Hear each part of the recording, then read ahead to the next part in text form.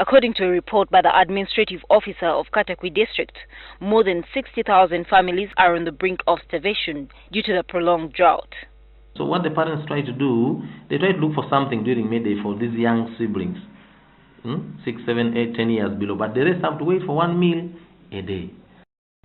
Some of the affected sub-counties include Magoro with 9,522 households affected, Ngariam with 8,605 households affected, Ongongoja with 7,073 households affected, Usuk with 9,726 households affected, and Kapujan with 2,067 households affected. We visited the district hospital in Katakwi in our bid to get to grips with the scale of the crisis. We came across 7-year-old Esther Aguti. Aguti has been here for the past 3 days. The authorities at the hospital admitted her because of the critical condition she was in. She was very sick.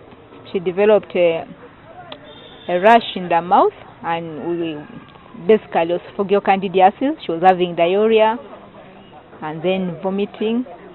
The doctors carried out a number of tests on her. Aguti weighs 7 kilograms, which is way less than the 22 kilograms that an average 7-year-old weighs.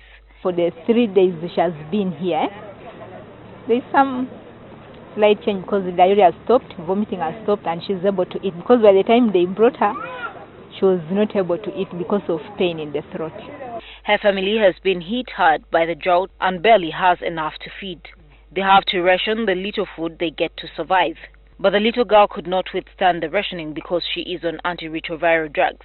She was diagnosed with HIV 5 years ago. Sometimes they get a meal, sometimes there is no food to be eaten. Maybe they survive on porridge if there is good luck.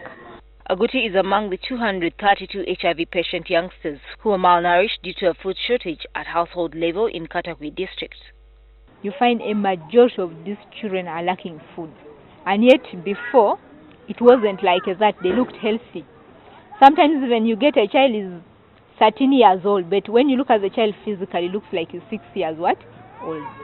And all this, it is this lack of food which has attributed to it.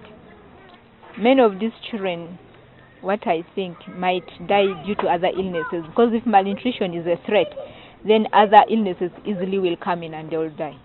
The situation has not only affected children, but also the elderly who are HIV positive. A number of them are reported to have refused to take drugs. The big patients, they collapse. We have to rehydrate them. When you ask what students, they have taken 3 days without eating. Some of the residents have resorted to eating leaves of a wild tree locally known as echomai to survive. The leaves are boiled and served as an important alternative in the crisis situation.